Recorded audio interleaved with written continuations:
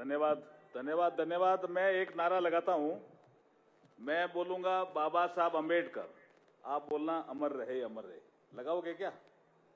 बाबा साहब अंबेडकर, थोड़ा और जोर से लगाओ, बाबा साहब अंबेडकर। बहुत बहुत धन्यवाद। बाबा साहब डॉक्टर भीमराव अंबेडकर जी की 135वीं जन्म जयंती के अवसर पर राज्य स्तरीय समारोह जो हमारा परेड ग्राउंड सेक्टर 5 पंचकुला में आज आयोजित हो रहा है, इस अवसर पर मंच पर उपस्थित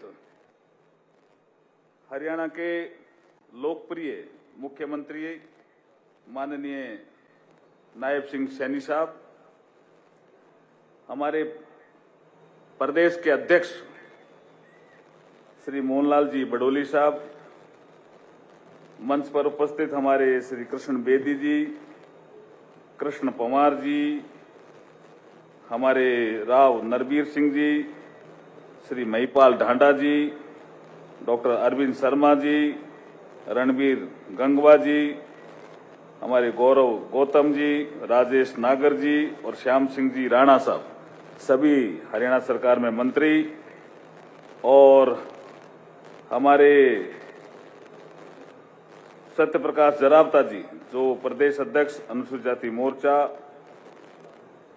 मंच पर हमारे सुनीता दुग्गल जो हमारे साथ लोकसभा में रही, अभी हमारे राज्यसभा के सांसद कार्तिक शर्मा जी भी मंच पर हैं, श्रीमती शक्ति रानी शर्मा भी मंच पे है, अजय मित्तल जी भी और हमारी अर्चना गुप्ता जी भी। सभी को नमस्कार करते हुए मेरी बात शुरू करता हूं। मैं 2-3 ऐसे तथ्य थोड़े इतिहास में ले जाना चाहता हूं। मैं इस मंच को भी संबोधित करूंगा और थोड़ा इस मंच को भी, और सामने सुन सकें तो आप भी थोड़ा सुनना। कुछ नई चीजें हैं मैं पेश करने की कोशिश कर रहा हूं आपके सामने। देश आजाद होने वाला था, माउंटबेटन प्लान आया जून 46 और तय हुआ देश का बंटवारा होगा। कैसे होगा, कौन करेगा, उसके लिए एक कमीशन बना जिसका नाम था रेड क्लिफ कमीशन। ये कोई वकील था वहां इंग्लैंड में, रेड क्लिफ। उसने एक फॉर्मूला बनाया कि 50% जिस प्रांत की आबादी मुस्लिम है या उससे ज्यादा है वो पाकिस्तान में जाएगा, पश्चिमी पाकिस्तान हो चाहे पूर्वी पाकिस्तान हो, और 50% से कम पॉपुलेशन है किसी प्रांत की वो भारत में रहेगा। ऐसे जिलों में भी उसने किया। ये जानकारी क्यों देना चाह रहा हूं, ये बाबा साहब के जीवन से जुड़ी हुई जानकारी है इसलिए देना चाह रहा हूं।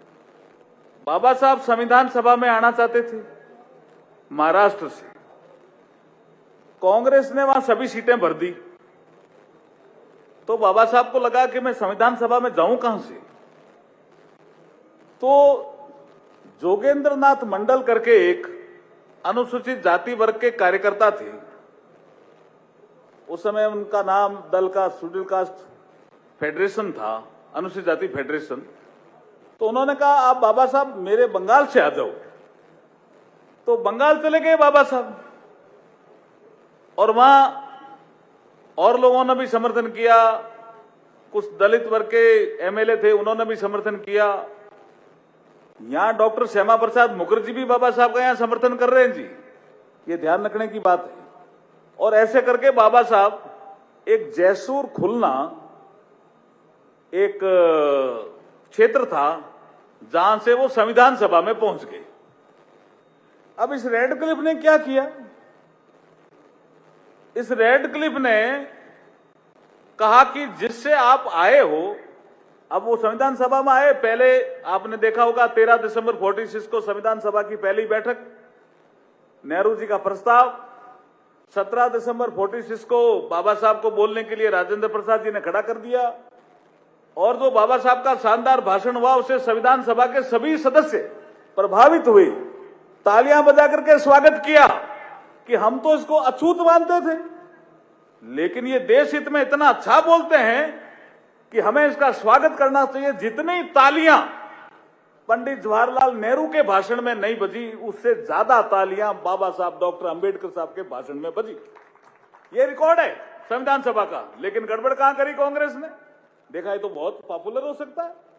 अब वो जयसूर खुलना जहां से वो जीत के आए थे संविधान सभा से, अभी रेड क्लिफ को पता नहीं क्या चची, वो क्षेत्र ही पूर्वी पाकिस्तान में कर दिया और डॉक्टर अंबेडकर को कहा कि ये पूर्वी पाकिस्तान में चला गया आपका क्षेत्र, इसलिए आप पाकिस्तान की संविधान सभा के सदस्य बन जाओ। बाबा साहब को बहुत गुस्सा आया।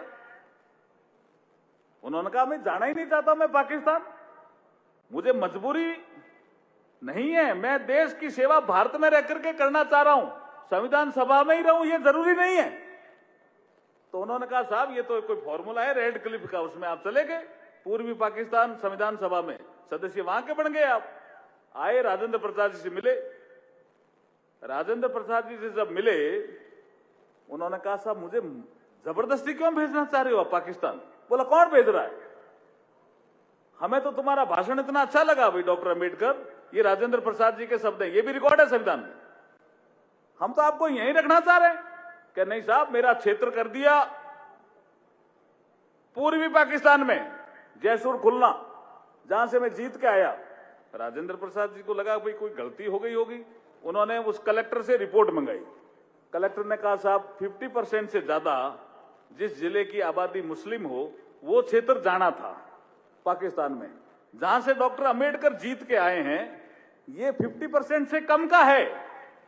लेकिन फिर भी वो रेड क्लिफ कह रहे हैं नहीं इसको आप पूरी पाकिस्तान में करो, हम क्या करें? तो राजेंद्र प्रसाद जी को लगा कि भाई इनके साथ तो अन्याय हो गया। ये पहला बड़ा अन्याय किया जी कांग्रेस ने। ये चीजें आपको फील्ड में बतानी चाहिए। अभी कांग्रेस जो बाबा साहब का नाम लेकर के झूठ बोल रही है कि हम बाबा साहब का सम्मान करते हैं, वो बाबा साहब का सम्मान ना तो बाबा साहब का सम्मान उन्होंने जीते जी किया, ना बाबा साहब का सम्मान मरने के बाद किया कांग्रेस ने।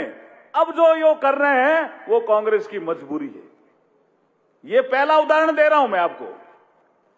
रखा जा सकता था जयसूर खुलना, क्योंकि 50% से ज्यादा आबादी हिंदुओं की थी वहां, भारत में रखा जा सकता था, उसको कर दिया पाकिस्तान।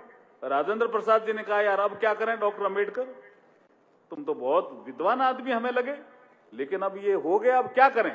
अब उसमें एक जो विषय आया, आप कहोगे बॉम्बे से कैसे वापस आए जीत करके, एमआर जयकर एक संविधान सभा के सदस्य थे।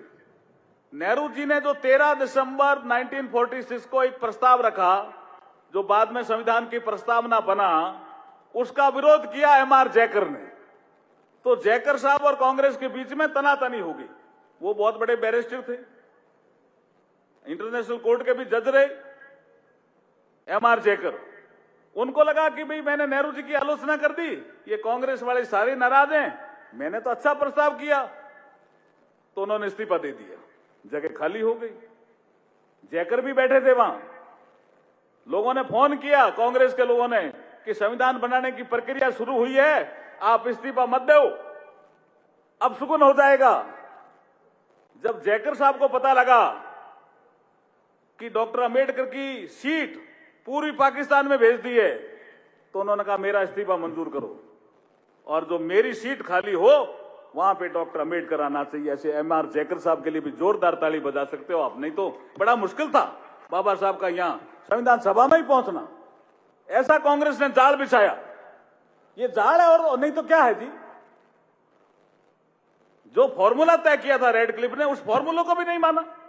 ये पहला अपमान किया बाबा साहब का। मैं एक एक बताता जाऊंगा, आपके मेरी बात समझ में आ रही है ना? का नहीं आ रही है? आ रही है। अभी यहां जो ये सफेद बालों वाले हैं, महाराज जी के पास बैठे हैं, ये अभी कह रहे थे ईसीबीसी एकता करो, ऐसा ही बोल रहे थे क्या? तो अभी आपकी जानकारी के लिए दे रहा हूं, 11 अप्रैल को किसकी जयंती थी? महात्मा फूले, महात्मा ज्योतिबा फूले की जयंती थी ना, 11 अप्रैल को थी ना। तो आपकी जानकारी में है क्या कि महात्मा फूले इस संसार से कब गए? 28 नवंबर 1890 महात्मा फूले इस संसार से विदा लेते हैं 28 नवंबर 1890 और बाबा साहब इस संसार में आते हैं 14 अप्रैल 1891। इसलिए महाराष्ट्र के लोग कहते हैं फूले ही अंबेडकर थे। आप एकता बना लो, बहुत बढ़िया एकता बन सकती है। इस सब्जेक्ट में एकता बन सकती है साहब, बहुत बड़ा सब्जेक्ट है। महाराष्ट्र में मैं जाता हूं, बहुत लोग कहते हैं फूले ही अंबेडकर थे। जो आप अभी जिक्र कर रहे थे ना एकता का, उस एकता को बना लो आप। हाँ बिल्कुल, इसलिए सैनी साहब को ही कह रहा हूं मैं। अब दूसरा गड़बड़ कहां की, ये आपको बहुत कम किताबों में पढ़ने को मिलेगा। मैं रिसर्च का आदमी हूं, पढ़ता रहता हूं। दूसरी गड़बड़ करी कांग्रेस ने बाबा साहब के साथ जो अन्याय किया, पहला तो ये किया पाकिस्तान में भेज दिया उनका क्षेत्र ही। ये तो एमआर जयकर साहब का भला, उन्होंने इस्तीफा दिया, सीट खाली हो गई, तो फिर ये संविधान सभा में आ गए। दूसरी गड़बड़ क्या की, अंतरिम गवर्नमेंट बनी। अंग्रेजों ने कहा हम जाएंगे, एक अंतरिम गवर्नमेंट बनाओ, तो एक अंतरिम गवर्नमेंट बनी 1946 सितंबर में। तो अंग्रेजों ने कहा अभी 14 लोग मंत्रिमंडल में आप लीजिए। तो उन्होंने कहा फॉर्मूला क्या होगा, तो नेहरू जी ने और अंग्रेजों ने मिलकर फॉर्मूला तय किया कि 5 तो हिंदू स्वर्ण जाति के हिंदू होंगे मंत्रिमंडल में। जो चुनाव होगा वो 51-52 ऐसा अंग्रेज कह रहे थे, भी 2-3 साल लगेंगे आपके, डिलिमिटेशन आएगा, सीटें तय होगी। इसलिए एक अंतरिम गवर्नमेंट बनाओ, और नेहरू जी को उसका अध्यक्ष बनाया, वो बाद में प्रधानमंत्री कहलाए। लेकिन मंत्रिमंडल के सदस्य कितने होंगे, तो अंग्रेजों ने और नेहरू जी ने मिलकर तय किए। वो बता रहा हूं इतिहास आपको। 5 हिंदू स्वर्ण होंगे, 5 मुस्लिम होंगे, ये 46 में, देश आजाद 47 में होता है। और 4 लोग कौन कौन होंगे, एक सिख समाज का आदमी इसमें कैबिनेट में होगा, नेहरू जी की कैबिनेट में। एक ईसाई समाज का आदमी नेहरू जी की कैबिनेट में होगा, एक दलित समाज का आदमी नेहरू जी की कैबिनेट में होगा, और एक पारसी समाज का आदमी नेहरू जी की कैबिनेट में होगा। अब यहां एक दलित का कोटा था, इस कोटे में जगजीवन राम जी आ गए। अब यहां कुछ लोग कहते हैं कि नहीं, बाबा साहब जगजीवन राम जी को हटाने के लिए गए होंगे, ब्रिटेन के प्रधानमंत्री से बात की है। सब झूठ है जी। बाबा साहब ने रिटर्न में आर्गुमेंट किया है अंग्रेजों के सामने, और कहा है, क्योंकि तार गए यहां से भारत से, कि भाई अंबेडकर हकदार है कैबिनेट में जाने का, इसको आपने क्यों नहीं लिया, किसने भेजा, अनुसूचित जाति वर्ग के लोगों ने, उसमें जो तार देने की क्षमता रखते हैं उन्होंने भेजा। उसमें पंजाब के लोग भी हैं, जलंधर के लोग भी हैं, चेन्नई के लोग भी हैं, महाराष्ट्र के लोग भी हैं, बंगाल के लोग भी हैं।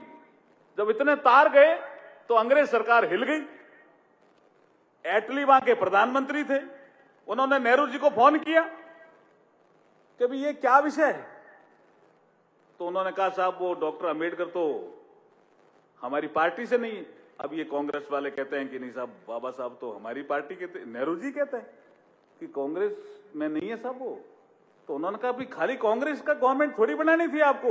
वो कहते हैं कौन, एटली, ब्रिटेन के प्रधानमंत्री, जब चुनाव हो जावे जो जीते वो बनाओ, लेकिन अभी तो आप राष्ट्रीय सरकार बनाओ। उन्होंने कहा राष्ट्रीय सरकार वो क्या होती है, कि नहीं आपको राष्ट्रीय सरकार बनानी पड़ेगी। तो ये दिसंबर 46 से चला मसला और पहुंचा अगस्त 47 तक, जब तक देश आजाद हो गया। तो उन्होंने कहा भाई ये अंबेडकर के क्या आर्गूमेंट है। तो बोला साहब आप भी सुन लो। तो अंबेडकर साहब ब्रिटेन के प्रधानमंत्री के सामने आर्गूमेंट करते हैं। क्या आर्गूमेंट है, ये अनुसूचित जाति वर्ग के लोगों को ध्यान में रखना चाहिए।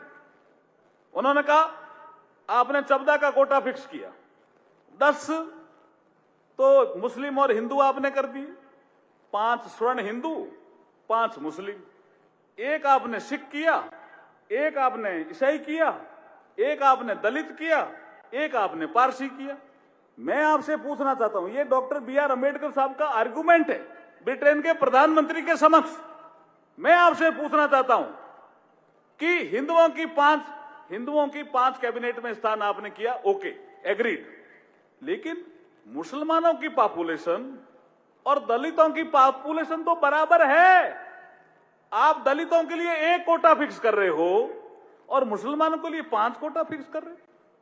तो इटली को लगा ये तो गड़बड़ हो गया, तो उनका भी पंडित नेहरू ने माना इसको, बोला गलत माना। तो किसी ने एक अंग्रेज अफसर को बैठा होगा उनके एटली साहब के साथ, इसलिए डॉक्टर अंबेडकर महान है। उन्होंने क्या कहा, सर एक काम, ये जगजीवन जी का नाम है ना यहाँ, इसकी जगह में आपका नाम लिख देते हैं। तो डॉक्टर अंबेडकर क्या कहते हैं, मैं जगजीवन राम जी को हटा करके और मंत्री बनने के लिए नहीं आया हूं, मैं मंत्री पद का भूखा नहीं हूं। मैं ये कहना आया हूं कि आपने 5 का कोटा मुसलमानों के लिए तय किया और थोड़ी सी ही आबादी हमारी कम है दलितों की, आपने हमारा कोटा 1 क्यों फिक्स किया? आप 2 कर सकते थे, 3 कर सकते थे, हमारे साथ न्याय होता। तो वो एटली हैरान हो गया कि यार ये तो बहुत बड़ा आपके साथ धोखा हो गया। तब जाकर के एटली ने कहा नेहरू जी को, you have to form a national government. Sir वो नेशनल गवर्नमेंट क्या, कि सभी दलों के लोग लीजिए। तब जाकर के ये विरोधी थे बाबा साहब, तो 2 विरोधी नेहरू जी के मंत्रिमंडल में आते हैं।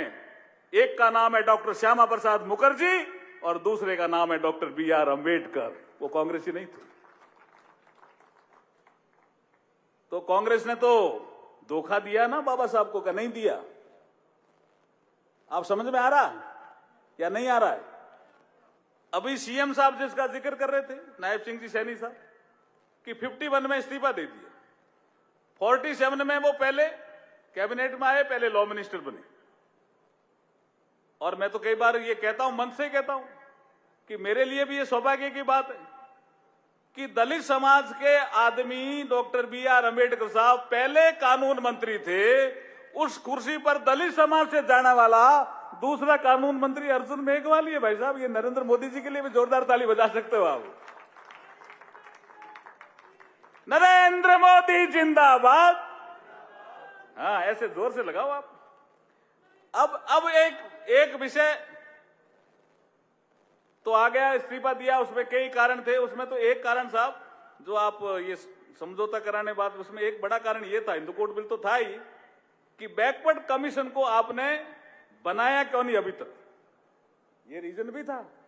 बाबा साहब ने कहा, नेहरू जी आपने कहा था कि बैकवर्ड जातियां जो हैं उनका अध्ययन करने के लिए बैकवर्ड क्लास का एक कमीशन बनाएंगे, आपने क्यों नहीं बनाया? इसलिए मैं नाराज हूं। नाराजगी के 4-5 कारण थे, जिसमें एक कारण ये भी, ये एकता में काम आएगा, आपकी एकता में। अब साहब 52 का चुनाव आ जाओ, धीरे धीरे आगे चल रहा हूं, कितना बोलना है ये भी बता देना, ठीक है ना? बोलते रहे। 52 का चुनाव आया। अभी हमारे जरावता जी कह रहे थे, सत्यप्रकाश जी, कि ये वोट चोरी का आरोप लगाते। पहला तो सरदार पटेल साहब को नहीं बनने दिया प्रधानमंत्री, कांग्रेस का अध्यक्ष नहीं बनता, अध्यक्ष ही कांग्रेस का वो अध्यक्ष होता, वही प्रधानमंत्री होता, वो पता था, क्योंकि अंग्रेज छोड़ के जाएंगे अब, और जो कांग्रेस का अध्यक्ष होगा वही प्रधानमंत्री होगा। तो वोट चोरी पहले तो उसमें की उन्होंने, सारे वोट तो पटेल साहब के लिए नाम से आए थे और चेंज करके वोट चोरी कर लिए। लेकिन यहां बाबा साहब के साथ क्या किया 52 के चुनाव में, आप सुनना ध्यान से। 52 का चुनाव, जो पहला चुनाव हुआ, उसमें एक नारायण काजोलकर करके एक आदमी था कांग्रेस का, उसको खड़ा कर दिया। बहुत से समझदार आदमी गए नेहरू जी के पास, बहुत से। सर आप कई ऐसे विद्वान आदमी हैं जिनको आप लोकसभा में आने के लिए कह रहे हो, कई ऐसे हैं जिनके सामने आपने बहुत ही कमजोर कैंडिडेट खड़ा किया है, और कई ऐसे हैं जिनको आप कहते हो निर्विरोध भी आ जाएं क्योंकि वो विद्वान है। हमारे हिसाब से डॉक्टर अंबेडकर भी विद्वान है। कई लोग गए, एक नहीं, भारतीय समाज में अच्छे लोगों की कमी नहीं है। तो नेहरू जी क्या कहते हैं कि नहीं, डॉक्टर अंबेडकर हमारा विरोधी है, हम इसको हरवाएंगे और उसके सामने चुनाव लड़ने के लिए आदमी खड़ा करेंगे। तो लोगों ने कहा साहब बाबा साहब का इतना बड़ा नाम है, कोई खड़ा ही नहीं होगा। तो ये श्री नारायण काजोलकर थे ना, ये नेहरू जी के दूध ही आते, दूध लाते थे, दूध। किसी जमाने बाबा साहब के सहयोगी भी रहे, लेकिन ये बाद में नेहरू जी के यहां चले गए और दूधिया को टिकट दे दिया भाई साहब, नारायण काजोल के जी को। और नेहरू जी खुद अंबेडकर साहब के खिलाफ प्रचार करने चले गए नॉर्थ बॉम्बे में। लोगों ने कहा साहब आप क्या कर रहे हो, डॉक्टर बाबा साहब चुनाव लड़ रहे हैं। बोला नहीं, हरा रहा है, रणनीति बनाओ ऐसी। खुद चले गए। बाबा साहब चुनाव हार गए। कितने वोटों से हारे, ध्यान है क्या? कितने वोटों से हारे? 14,561। बाबा साहब पहला चुनाव 52 का, जो 51-52 का चुनाव कहलाता है, पहला आम चुनाव, वो हारे 14,561 वोटों से। लेकिन बाबा साहब के वोट खारिज कितने किए, ये समझने वाली बात है। बाबा साहब के वोट खारिज किए 74,333। बाबा साहब चुनाव हारे। ये आंकड़े कहीं भी पेश कर सकते हो आप, रिकॉर्डेड आंकड़े हैं। मैं देश का कानून मंत्री, इसलिए एकदम रिकॉर्डेड आंकड़े बोल रहा हूं। 14,561 वोटों से बाबा साहब चुनाव हारे। और बाबा साहब के चुनाव में वोट खारिज किए 74,333। तो वोट चोरी किसने की भाई साहब? कांग्रेस ने। और बाबा साहब को चुनाव हराया। फिर चुनाव आया भंडारा का। बाबा साहब का मन था कि भाई ये राज्यसभा की बजाय लोकसभा मेरे लिए ठीक है, तो भंडारा का उपचुनाव, वो भी महाराष्ट्र में ही था, उनकी लड़ने की इच्छा हो गई। फिर कई लोगों ने कहा नेहरू जी अब तो आप प्रधानमंत्री हो, आपके साथ एमपीओ की संख्या भी बहुत है, बाबा साहब अंबेडकर के खिलाफ आप भंडारा में क्यों कैंडिडेट खड़ा कर रहे हो? तो भी नेहरू जी नहीं माने और भंडारा में भी बाबा साहब के खिलाफ कैंडिडेट खड़ा किया और चुनाव हरवाया। तो जिसने बाबा साहब का अपमान किया, जब चुनाव का अवसर आवे ना, तो हमें कांग्रेस से बदला लेना चाहिए साहब। करोगे क्या ऐसा? ये करना अभी तो आपने हरियाणा में करके दिखाया भी है, विधानसभा में। थोड़ा लोकसभा में कसर रहेगी, आगे नहीं रहने देंगे। अब आप आ जाओ साहब, ये क्या कहते हैं हमने बाबा साहब का भी सम्मान क्या नहीं किया? 2 तो चुनाव हरा दिए, 56 में बाबा साहब चले गए, महापरिनिर्वाण हो गया। अब क्या हुआ? 56 के बाद बाबा साहब के अनुयायी लगातार कहने लगे कि भारत रत्न दो बाबा साहब को। 56 के बाद कई लोगों को भारत रत्न दिया कांग्रेस ने, बाबा साहब को नहीं दिया। जब बाबा साहब को भारत रत्न कब मिला? जब इस देश में वीपी सिंह की सरकार थी और भारतीय जनता पार्टी उस सरकार का समर्थन कर रही थी। अटल जी, अडवाणी जी के कहने पर वीपी सिंह जी ने माना और बाबा साहब को भारत रत्न मिला। तो हम नजदीक हैं भाई बाबा साहब के। कांग्रेस तो मजबूरी से नजदीक कहती है अपने आप को, कभी सम्मान नहीं किया। नहीं तो भाई साहब 1956 में गए, तब 65-66 साल के थे बाबा साहब। उनका 75वीं जयंती आई, वो आई 1966 में। तब भी लोगों ने कहा कि बाबा साहब भारत रत्न के हकदार हैं, कुछ नहीं किया। जब 100वीं जयंती आई और कांग्रेस का राज बदल गया, वीपी सिंह प्रधानमंत्री बन गए, अटल जी और अडवाणी जी बाहर से समर्थन कर रहे थे उस सरकार का, उस समय बाबा साहब को भारत रत्न मिला। और उसी समय सेंट्रल हॉल में तेल चित्र लगाया। कांग्रेस ने तो उसके लिए भी मना कर दिया कि जगह ही नहीं है सेंट्रल हॉल में तेल चित्र लगाने के लिए। जिस स्थान पे बैठ के बाबा साहब ने भारत का संविधान लिखा, उस स्थान को कांग्रेस ने कह दिया कि सेंट्रल हॉल में बाबा साहब के लिए तेल चित्र के लिए जगह लगाने के लिए जगह ही नहीं है। ये दोनों काम अगर किसी ने किए तो वीपी सिंह की गवर्नमेंट में हुए, जब अटल जी, अडवाणी जी वीपी सिंह का सरकार का समर्थन कर रहे थे। तो हम नजदीक हैं भाई बाबा साहब के, कांग्रेस नजदीक नहीं है भाई साहब, ध्यान रखना, नहीं है नजदीक। और जब 125वां जयंती का समय आया तो इस देश के प्रधानमंत्री नरेंद्र मोदी बन गए। और मोदी जी ने कहा कि जो स्थान बाबा साहब के लिए जन्म का हो, परिनिर्वाण का हो, दीक्षा भूमि का हो, शिक्षा भूमि का हो, जो स्थान बाबा साहब के नाम से हैं, चैत्य भूमि हो, उन सारे स्थानों का बाबा साहब के लिए हम विकास करेंगे और पंच तीर्थ जैसी एक योजना बनाई। वो किसने बनाई भाई साहब? नरेंद्र मोदी ने। तो कांग्रेस क्या मांग रही है बाबा साहब के लिए? कुछ नहीं, वोटों की मजबूरी है, इसलिए बाबा साहब याद आ रहे हैं। ये स्थान वहीं थे साहब, महू का स्थान वहीं था। मध्य प्रदेश में कांग्रेस की सरकार भी रही, लेकिन किसी ने जन्म स्थान पे स्मारक नहीं बनाया। अगर स्मारक का काम शुरू किया तो भारतीय जनता पार्टी के मुख्यमंत्री सुंदरलाल जी पटवा ने सबसे पहले मऊ में स्मारक का काम शुरू किया। नितिन गडकरी जी ने नागपुर में दीक्षा भूमि में सबसे पहले काम शुरू किया। कांग्रेस के लोग तो थे ना वहां। चैत्य भूमि, हिंदू मिल की जगह भी नहीं ले पाए, वो काम भी किया तो नरेंद्र मोदी जी ने किया। 26 अलीपुर रोड, जहां बाबा साहब ने अंतिम सांस ली। 26 अलीपुर रोड के लिए भी कई बार कह देते हैं कई लोग कि ये कोई कांग्रेस ने अलॉट किया कोई जगह, नहीं जी। ये सिरोही के महाराजा का कोई मुकदमा था। उस मुकदमे को बाबा साहब ने जब लड़ा और उस महाराजा ने कहा कि आप फीस ले, लड़ा नहीं, उन्होंने नोट बनाए। जब पता चला महाराजा है तो उन्होंने कहा मैं गरीब आदमियों के केस लड़ता हूं महाराजा, मैं वकील जरूर हूं, लंदन में भी लड़ लेता हूं, लंदन जा रहे थे तो मैं गरीब आदमियों का केस लड़ता हूं, आप तो महाराजा हो, किसी को वकील कर लो। ये सिद्धांत थे बाबा साहब के। तो उनको लगा महाराजा को, भाई ये क्या आदमी है यार, मेरा मुकदमा नहीं लड़ रहा है। बोला पैसे ज्यादा दे दूंगा। बोला नहीं, मैं पैसे का भूखा भी नहीं, लेकिन मैंने नोट्स बनाए हैं, क्योंकि हवाई जहाज में आप भी थे, मैं भी था, मैं मेरी किताबें पढ़ रहा था मर्केंटाइल लॉ किसी की। आप मुझे साधारण से ड्रेस में लगे तो आपने कहा मेरा मुकदमा है लंदन में और ये मेरी फाइल है, तो मैंने उसके लिए नोट्स तैयार किए हैं, तो आप मेरे नोट्स ले लो। तो उन्होंने कहा तो उसकी फीस, बोला मैं महाराजा का मुकदमा लड़ता ही नहीं हूं भाई। ये सिरोही के महाराजा के साथ कन्वर्सेशन है बाबा साहब का। बाबा साहब की ये कई चीजें लोगों ने छोड़ दी, इतने महान थे बाबा साहब, कल्पना नहीं कर सकते आप। अब वो महाराजा चुना, वो केस जीत गए लंदन में, तो फीस लेकर के गए वकील के पास। वकील था अंग्रेज।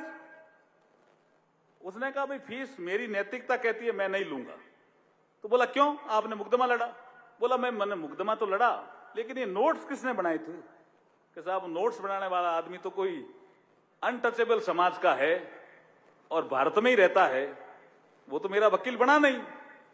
तो बोला वकील तो नहीं बना, लेकिन इस नोट्स के आधार पर ही मैंने मुकदमा लड़ा और तुम्हारा मुकदमा जीत गया, तो मैं फीस का हकदार नहीं हूं। मेरी मॉरलिटी या मेरी नैतिकता ये कहती है कि मैं आपसे फीस नहीं लूंगा। तो वो सिरोही के महाराजा ढूंढ रहे थे कि यार ये डॉक्टर अंबेडकर काम मिले, मुझे फीस देनी है। और जब मंत्रिमंडल से इस्तीफा दिया तो उनके साथियों ने मकान ढूंढने के लिए प्रयास किया, तो करोल बाग में किसी और मुकदमे के चक्कर में सिरोही को महाराजा मिल गए। उन्होंने सुना कि डॉक्टर अंबेडकर के लिए इनको मकान चाहिए, तो उन्होंने कहा भाई कौन हो आप लोग? उन्होंने कहा जी हम तो बाबा साहब BR अम्बेडकर के शिष्य हैं। और उन्होंने इस्तीफा दे दिया केंद्रीय मंत्रिमंडल से, जिसका जिक्र अभी नायब सिंह जी सैनी कर रहे थे 51 में 51 में। तो हम तो उनके लिए मकान ढूंढ रहे हैं। बोला मैं उनको मकान मैं दूंगा। बोला आप कौन हो? वो तो महाराजा की ड्रेस में बैठे थे। तो उन्होंने कहा साहब आप तो महाराजा जैसे लग रहे हो। बोला हाँ मैं राजा हूं सिरोही का, राजपूताना में एक जगह है सिरोही, वहां का अब राजस्थान बन गया। बोला वहां का राजा हूं। बोला आप क्यों दोगे? बोला वो तो मेरा विषय। अब वो महाराजा सिरोही का, अब ये कांग्रेस वाले क्लेम करते हैं कि बाबा साहब को हमने मकान दिया। अरे तुम यार कहीं हो ही नहीं, रोज ही झूठ बोलते रहते हो क्या? तथ्यों को तो ध्यान रखा करो। अब वो गए तो बाबा साहब ने उनको पहचाना ही नहीं। उन्होंने कहा आप कौन हो जी? उन्होंने कहा मैं तो सिरोही का महाराजा हूं, अपन लंदन में मिले थे, एक मेरा मुकदमा था। किसका? बोला मर्केंटाइल लॉ का। हाँ हाँ हाँ मैं मर्केंटाइल लॉ का एडवोकेट तो था, लेकिन हुआ क्या कि उसमें मैं जीत गया सब, तो मैं फीस देने गया। फिर क्या हुआ कि वो जो ब्रिटिशर एडवोकेट उसने फीस लेने से मना कर दिया। तो उसने क्या किया, उसने कहा जिसने नोट बनाए उसको फीस दो। तो नोट तो आपने बनाए थे, मैं आपको ढूंढ रहा था, आज अच्छा मौका कि आप मिल गए। तो शांति स्वरूप बोध और ये सब लोग थे, नानक चंद रत्तू, ये सब लोग थे। सामने बात हो रही है, नानक चंद रत्तू ने लिखा भी है इस वाक्य को, अनछुए पहलू डॉक्टर अंबेडकर के, बाबा साहब के जो अनछुए पहलू नानक चंद रतू ने लिखे, उसमें लिखा भी है। तो बोला मेरे को क्या मकान दोगे आप, आपका मकान है कहां? कि मेरा दिल्ली विधानसभा के ठीक सामने। तो बोला भाई मकान, मेरी किताबें बहुत है भाई। कहने आप मकान देखो, मेरे 2 या 3 मकान है मेरे, ऐसे कहा सिरोही के महाराजा ने। आपको जो पसंद है वो ले लो। तो ये शांति स्वरूप बोध, नानक चंद रत्तू और भी 3-4 लोग उनकी गाड़ी में गए, मकान देख के आए, बाबा साहब को रिपोर्ट करी कि साहब मकान तो बहुत अच्छा है। तब तक महाराजा वहीं बैठे थे कि बहुत अच्छा है, तो भाई इनको कहो कितना हमारे से किराया लेंगे। महाराजा ने कहा मैं किराया नहीं लूंगा जी आपसे, आपने मेरा इतना बड़ा काम किया है। वो नोट्स बना करके, हम 2 दिन साथ थे, कराची से आप बैठे थे और मैं भी कराची से बैठा था, लंदन जा रहे थे जहाज में, तो आपने तो बहुत बड़ा मेरा काम किया है। तो बोला तो भी आपको मैं फ्री में नहीं लूंगा, मैं लूंगा ही नहीं महाराजा आपसे फ्री में, तय करो। तो खाली 11 रुपए तय किए। 11 रुपए बाबा साहब ने कहा कि सिरोही की क्या मुद्रा है, उस समय सिरोही की एक मुद्रा होती थी, वो रुपए चांदी के टकसाल वाले होते थे, वो तय किए सिरोही को महाराजा को देने के लिए। सिरोही के महाराजा ने वापस रिटर्न किए कि ये मैं रिटर्न करता हूं, आप किसी काम में लगाओ। तो बाबा साहब ने कहा ये मैं शिक्षा में लगाऊंगा। तो इस तरह से वो 26 अलीपुर रोड मिला था और अटल जी को उसका ध्यान था। तब अटल जी जब प्रधानमंत्री बने तो सबसे पहले उसके आसपास के 3-4 मकान लिए और मकान लेकर के भाई ये छोटा है, स्मारक बनाना पड़ेगा, 5 करोड़ रुपए दिए। सत्यनारायण जटिया जी उस समय सामाजिक न्याय अधिकारिता मंत्रालय मंत्री थे, ये सब रिकॉर्ड में। अटल जी ने उसका विकास किया, लेकिन बाबा साहब के फॉलोवर ये चाहते थे एक बड़ा विकास होना चाहिए। 10 साल मनमोहन सिंह जी प्रधानमंत्री रहे, फाइल एक कदम भी आगे नहीं बढ़ी। जहां अटल जी छोड़ के गए थे वहीं फाइल पड़ी रही। जब नरेंद्र मोदी प्रधानमंत्री बने तो थावरचंद जी गहलोत मुझे लेके गए, तो बोला यार वित्त मंत्री अरुण जेटली साहब है, उनसे बात करें। बात करी तो उन्होंने कहा अटल जी ने 5 करोड़ दिए, 10 करोड़ और ले जाओ थावरचंद जी। तो हम वो एक रिपोर्ट बना करके 10 करोड़ लिख करके लेके गए बाबा साहब के लिए, थावरचंद जी गहलोत और मैं नरेंद्र मोदी जी के पास। नरेंद्र मोदी जी ने कहा भाई क्या कर रहे हो आप, 10 करोड़ नहीं, एक बिंदी आगे लगा दी, बोला 100 करोड़ की लागत से बढ़ना चाहिए। तो आज वो 26 अलीपुर रोड पे जो स्मारक बना हुआ है संविधान नुमा पुस्तक के रूप में, कुछ लोग देख के आए होंगे ना, कि नहीं देख के आए क्या? कुछ लोग तो देख के आए हैं, कल गए थे। तो ये 26 अलीपुर रोड वही था साहब, 1951 से बाबा साहब वहीं रह रहे थे, 5 साल रहे। कहां गई कांग्रेस, क्यों नहीं बनाया स्मारक? अगर स्मारक बनाया तो पहले अटल जी ने शुरू किया और 100 करोड़ की लागत से पूरा किया तो नरेंद्र मोदी जी ने पूरा किया। तो हम है ना बाबा साहब के अनुयायी, कांग्रेस कहां से है भाई? कांग्रेस तो झूठ बोल रही है, खाली चुनाव के लिए बाबा साहब के नाम का सहारा ले रही है। ऐसे बहुत से विषय हैं, कभी चर्चा होगी तो करेगी। मुझे लगता है मेरे विषय सारे तो एक मीटिंग में तो नहीं आ सकते सर, मेरे पास बाबा साहब के लिए विषय बहुत है।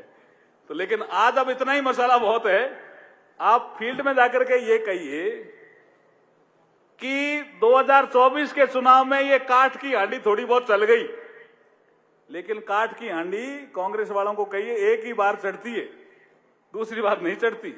रोज कहते हैं संविधान खतरे में, कौन सा खतरे में भाई? आप संविधान का अपमान करो, कौन सा कर रहे हैं? जब हमारे नरेंद्र मोदी जी सीएम थे गुजरात के, संविधान के 60 साल पूरे होने पे एक प्रोग्राम किया सीएम साहब ने, नरेंद्र मोदी जी ने, गुजरात में हाथी पे संविधान रखा, संविधान शोभा यात्रा निकाली, नरेंद्र मोदी जी पैदल चले। तुम्हारा कांग्रेस का कोई मुख्यमंत्री संविधान शोभा यात्रा में पैदल चला है क्या? झूठ बोल रहे हो तुम कि नरेंद्र मोदी जी संविधान का सम्मान नहीं करते। अरे भाई तथ्यों को तो जानो। उस समय तो कोई ये तय भी नहीं था कि नरेंद्र मोदी जी इस देश के प्रधानमंत्री बनेंगे। मुख्यमंत्री के रूप में शोभा यात्रा निकालने वाले एक ही नाम है, जो नाम है नरेंद्र मोदी। और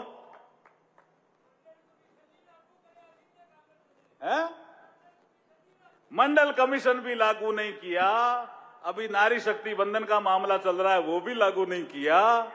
अब कहते हैं, आज ही हम कहीं मिले थे कांग्रेस के नेता, बोला हमारा ही बिल है, तो भाई आप इसका समर्थन क्यों नहीं कर रहे हो? भारतीय जनता पार्टी तो जगह जगह कार्यक्रम कर रही है, आप भी करो।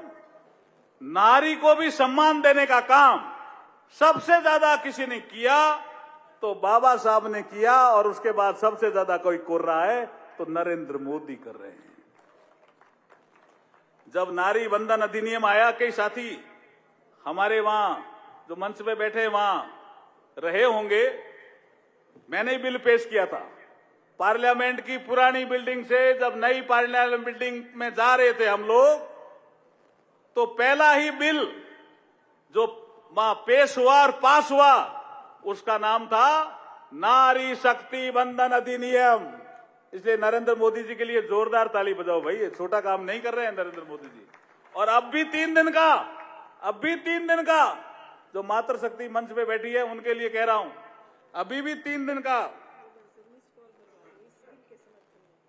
ये देखो, ये पार्टी का काम करवा रहे हैं मेरे से कि एक मिस कॉल है 9667173333, इसके समर्थन में नारी शक्ति बंधन अधिनियम, महिलाओं को 33% लोकसभा और विधानसभाओं में आरक्षण मिलना चाहिए। इसका बिल तो 2023 में पास हो गया, लेकिन लागू करने के लिए कुछ संविधान में कुछ थोड़ा संशोधन करना पड़ेगा। उसके लिए डिलिमिटेशन कमीशन और संशोधन का एक बिल है जो लोकसभा में पेश होगा। उसके समर्थन में आप भी जगह जगह ये कहिए कि भारत को विकसित भारत बनाना है।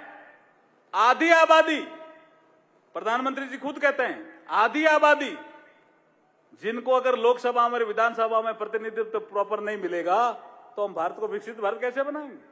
इसलिए जब ये बिल पास हुआ तो मैं थोड़ा कवि भी हूं, वो मुझे जानते हैं मुख्यमंत्री जी तो, और मुझे अभी अरविंद शर्मा जी भी कह रहे थे कि कुछ गाओगे क्या, तो मेरा मन तो कर रहा है गाऊं क्या कुछ है?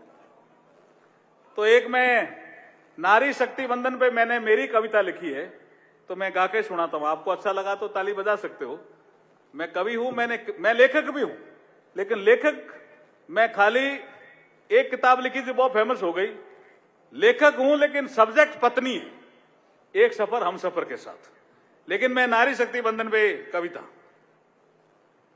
जो मैंने, नारी को वंदन करने का मोदी ने अवसर दिलाया है, नारी को वंदन करने का मोदी ने अवसर दिलाया है। ये कांग्रेस वाले कहते हैं हमारा बिल था पास क्यों नहीं हुआ?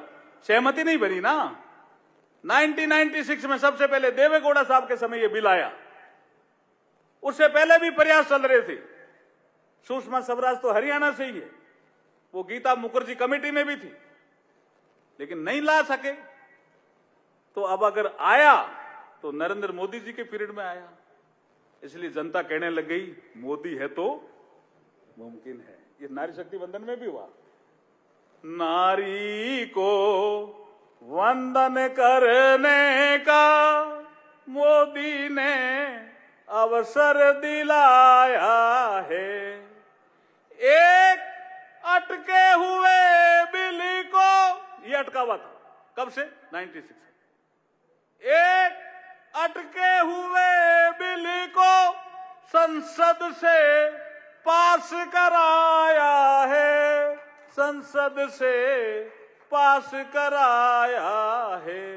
वो बिल पर सर्वसम्मति, बहुत बड़ा काम था। मैं तो लोकसभा में पेश किया तभी पता, 2 लोगों ने विरोध किया।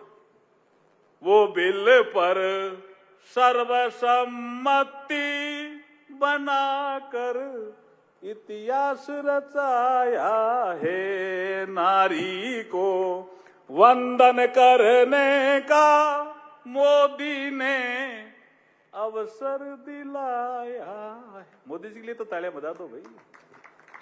और जो पहला सब्जेक्ट मैंने कहा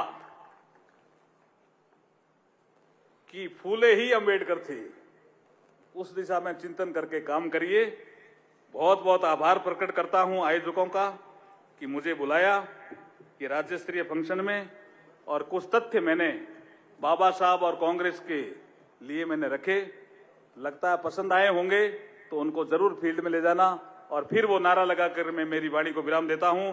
बाबा साहब अंबेडकर, बाबा साहब अंबेडकर, बाबा साहब अंबेडकर।